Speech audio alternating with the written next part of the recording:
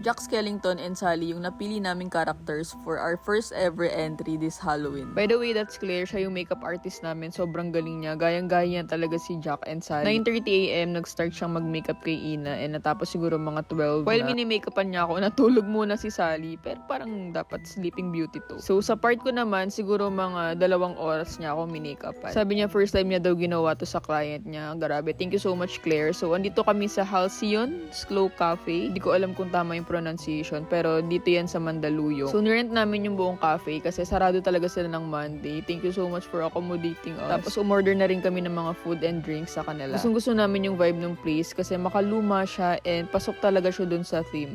Hindi pa rin ako makaget over sa makeup ni Sally. Sobrang galing. Sobrang nagustuhan talaga namin tong vibe ng place na to. Actually, parang bahay lang talaga siya. Tapos, ginawa siyang cafe. So, ayan, habang nagsushoot kami, ginagawa nila yung drinks namin. And then, eto nga pala si Migs. Siya yung videographer and nag-edit ng video namin. Ang galing din niya. Thank you so much, Migs. Super happy naman kami sa result and I can't wait for next year's Halloween.